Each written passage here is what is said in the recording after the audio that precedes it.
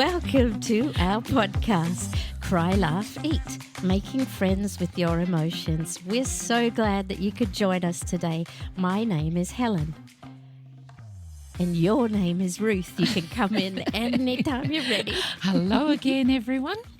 We're doing something a little bit different in this episode. We are taking a quote from our book called Making Friends with Your Emotions, and we're actually splitting that quote into 3 parts because there is so much in it. Today is part 1, and then for the next 2 weeks we will cover part 2 and part 3. And the spotlight is on anger. And today in part 1, anger says to you and me, don't fear me, just respect me.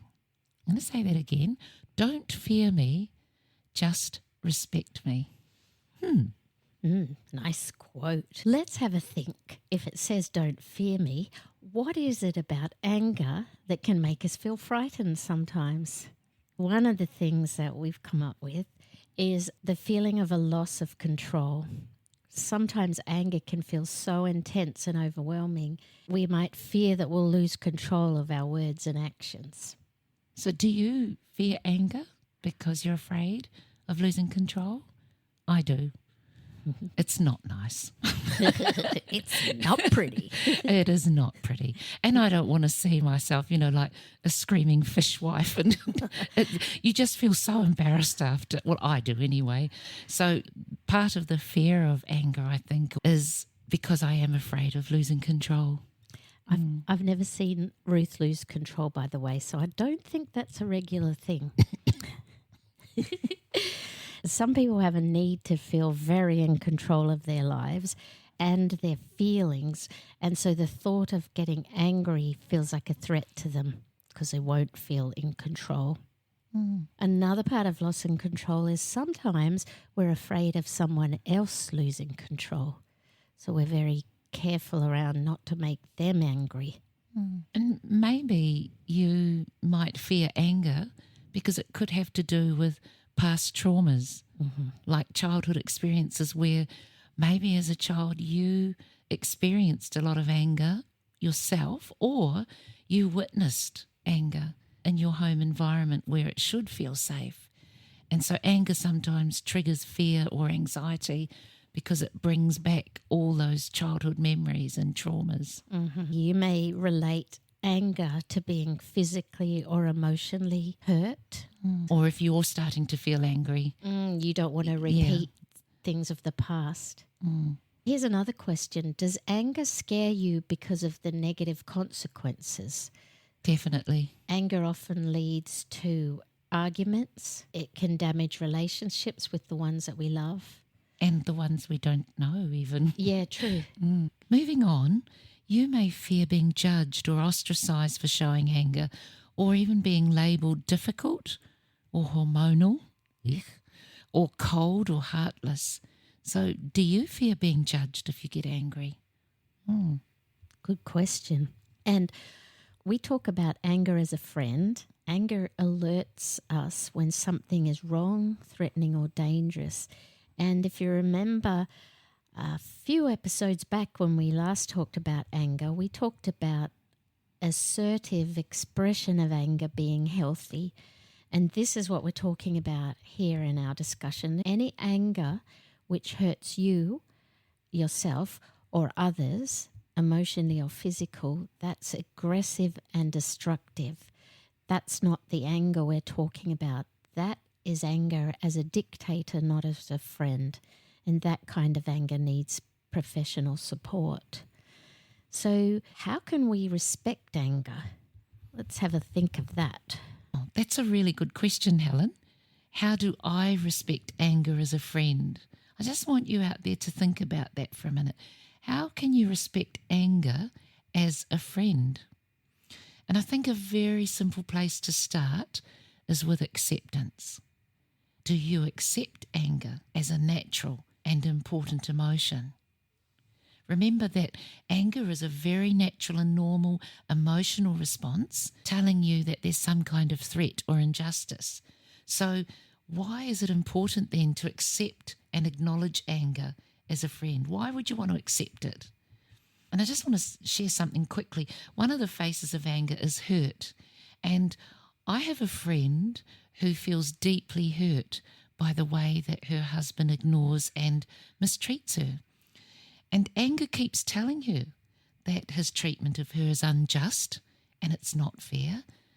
But for some reason, she continues to ignore it. What do you think anger is trying to say to her? You see, accepting anger as an emotion is actually an extension of acceptance of yourself and respect for yourself. It's an acknowledgement of yourself that you matter and what you think and feel matters. Emotions are a part of you. You can't ignore them. It's like your arm, your leg, anything else.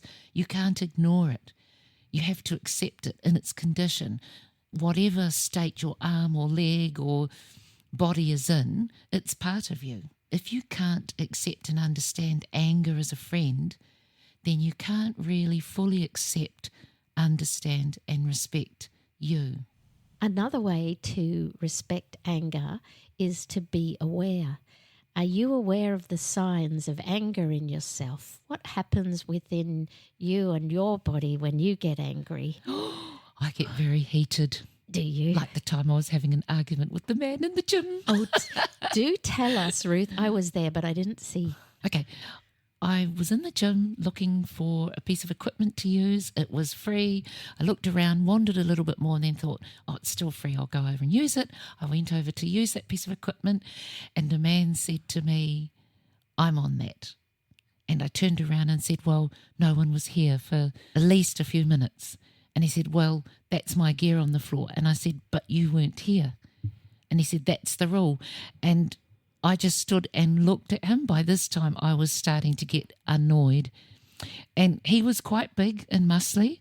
And I saw him actually increase in size. It's like he puffed out in a very threatening manner.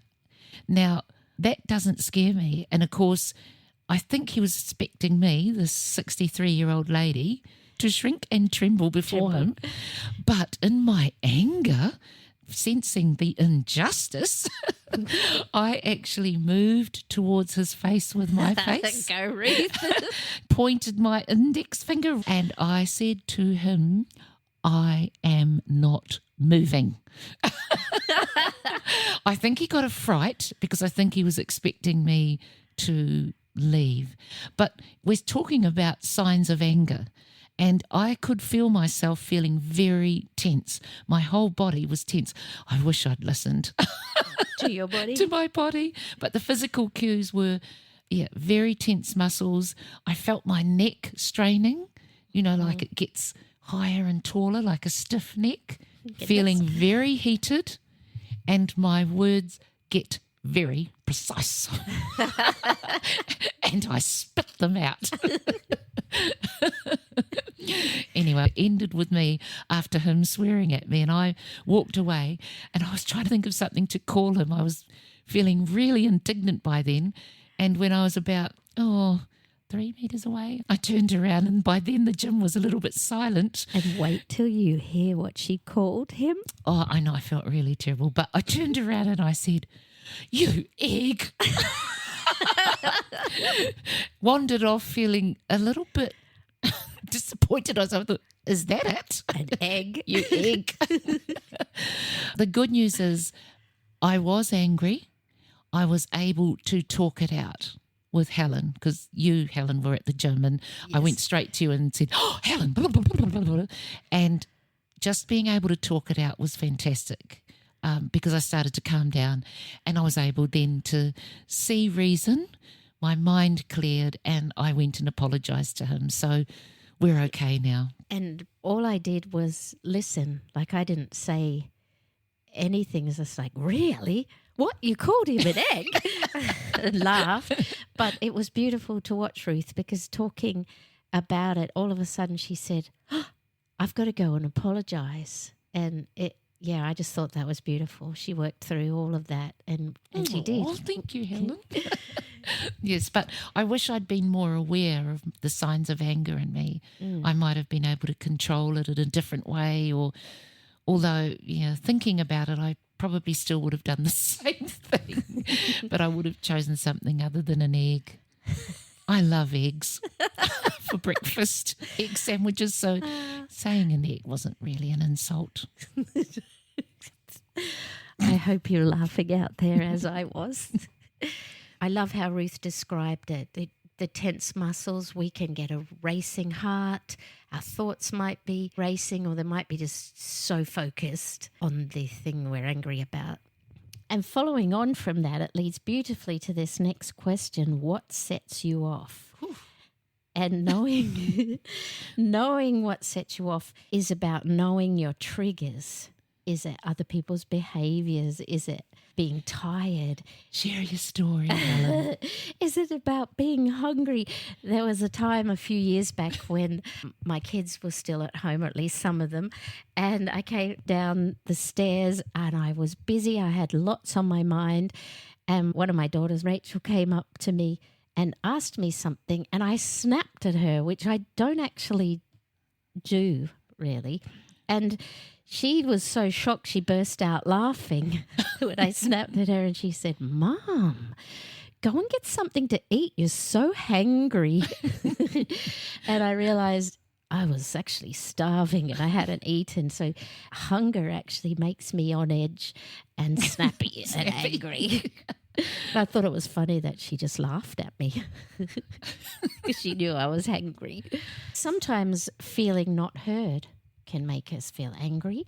Feeling personal stresses, like when you're really tired, that can trigger it. Definitely. And when you, on top of that, if you have concerns about the bills, or you're worried about your child at school, and there's so many things on your mind and on your plate, and you're depleted emotionally then, and someone just has to say one thing. It may be just a simple question or a request, and you're so stressed that you snap. The anger then that triggers. And so it's really important to look after yourself and to make sure you take care of those concerns. Great points, Ruth. Another trigger, I think, for anger can be alcohol. My family have a tendency, if they drink just a little bit much than they should, they can get fairly aggressive and angry. Have a think about what might trigger you. And the way to deal with triggers really is to think about having a plan. When you feel triggered, what is it that you could do? It's good to think about that now before you're triggered, to make a plan for yourself. So for me is eat regularly. Don't wait till I'm hungry and hangry. Another simple but not necessarily easy way to respect anger is to actually learn helpful ways to communicate your anger.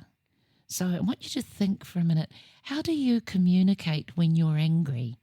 Is it helpful, the way that you communicate when you're angry?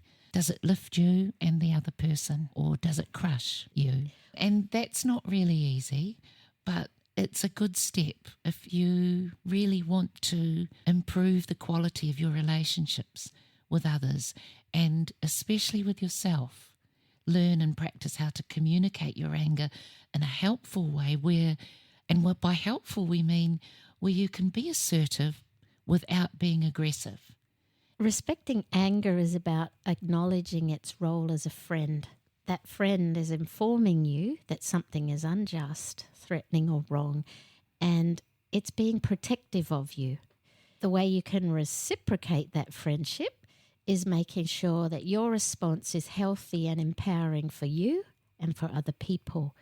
Respect for anger is also knowing that when you consistently have unhealthy reactions to anger, to take the courage to acknowledge that you need a helping hand and to talk with a professional will really help you.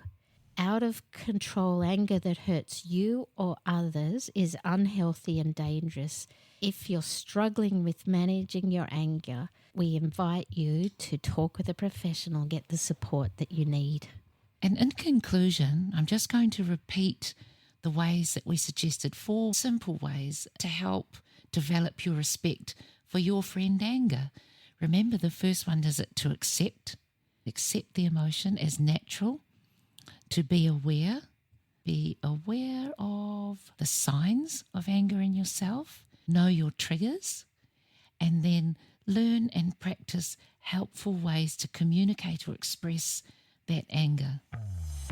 If you want to feel a bit more light and hope in your day, we invite you to go to our website, squugz.com. That's SQUGZ, squugz.com.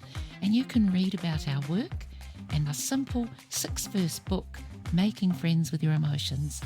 Do join us next week for part 2 and more words of wisdom from anger. Great, and thanks for joining us today. And remember, anger says, don't fear me, just respect me. Welcome to our podcast, Cry, Laugh, Eat, making fun of your emotions. Ruth just gave me a piggy nose. How can I start this seriously? Well, I'm serious and my name is Ruth. And you are listening to Cry, Laugh, Eat. Very hard to respect you with a piggy nose. Fear of not being able to manage our reactions. We've already just said that. Just saying it a little bit differently. The next Fear point. of not being able to have some kind of control.